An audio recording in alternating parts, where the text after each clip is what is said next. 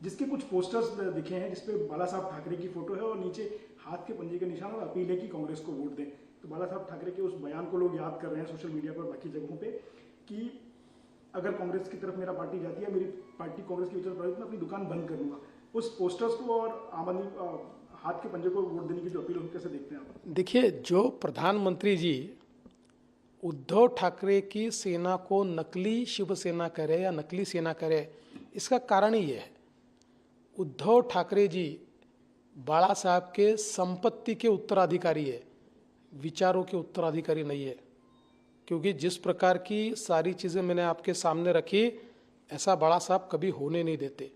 और बाला साहब ठाकरे ने बहुत स्पष्ट शब्दों में ये कहा था, जिस दिन कांग्रेस के साथ जाने की नौबत मेरे पास आएगी, मेरे शिवसेना की दुकान मैं बंद कर दूंगा, ऐसा उन्होंने कहा था। अब उनके बेटे ने कांग्रेस के साथ हाथ तो मिला लिया, पोस्टर पे पंजा। और सबसे बड़ी बात यह है कि अब उद्धव ठाकरे जी बहुत फक्र के साथ कहते कि मातोश्री के इलाके से कांग्रेस की उम्मीदवार खड़ी है, मैं उसके पंजे का बटन दबाने वाला हूं। ये बाला साहब ठाकरे जी के विचारों के उत्तराधिकारी नहीं है, ये उनके विचारों को तोड़ने वाले, ठेस पहुंचाने वाले व्यक्ति है। मातोश्री के इलाके से आपके कैंडिडेट उज्जवल निकम है, 26/11 के मामले में स्पेशल पब्लिक प्रोसिक्यूटर थे, उन्होंने कन्विक्शन भी दिलाई और एक बहुत बेदाग छवि के वकील माने जाते रहे। लेकिन उन पे जो आरोप लगाए गए कि 26/11 के असली हमलावर जो थे, साजिशकर्ता जो थे, उनके नाम उन्होंने छिपाए। अब प्रत्याशी बनने के बाद उनके ऊपर जो आरोप लगाया जा रहा है, कहीं ना कहीं पाकिस्तान को एक परसेप्शन बिल्डिंग में फायदा कर रहे हैं। आप कैसे देखते हैं? मुंबई में इतनी डेस्परेट कोशिश हो रही है। देखिए, मैं ऐसा मानता हूं कि ये बहुत ही ऊंची राजनीति है। 2008 की घटना है, जब मुंबई पर कसाब और 10 आतंकवादियों ने हमला किया था। 2008 से लेकर 2014 तक देश में भी और प्रदेश में भी कांग्रेस की सरकार थी।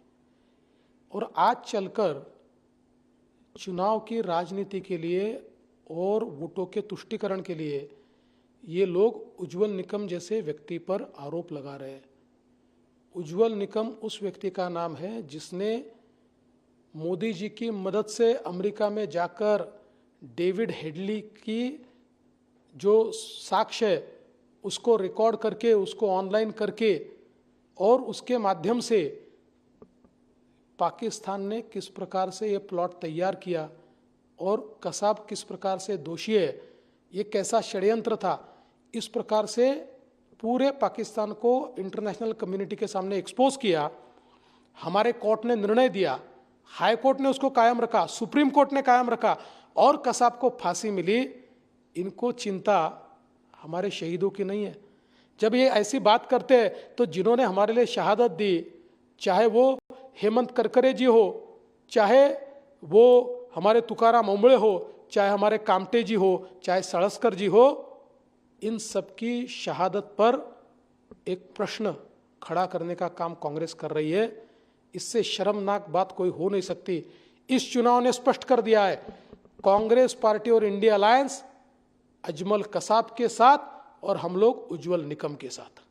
सर, एक इमोशनल कॉन्सेंट है सारे जो मतदाता हैं उनके मन में, खास करके जो हिंदुत्ववादी राजनीति की बात करने वाले मतदाता थे या जिनको आप लोग प्रभावित करते थे।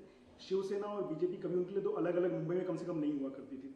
उनके लिए एक बड़ी चुनौती है कि जब शिवसेना उद्धव बाला साहब ठाकरे पार्टी और शिवसेना एकनाथ शिंदे जी की, और आप लोग आपस में एक दूसरे के खिलाफ बयानबाजी करें, तो हिंदू मतदाता जो है, जो अपने आपको हिंदू मतदाता के तौर पर आप भी उनको कहते थे और वो भी मानते थे, उनका जो इमोशनल क्वेश्चन है इस समय, जो बहुत भावनात्मक रूप से वो अपने आपको घिरा हुआ पा रहे हैं, उनके लिए क्या कहना चाहेंगे? देखिए, साफ बात यह है, उद्धव ठाकरे जी को हिंदू वोट चाहिए ही नहीं।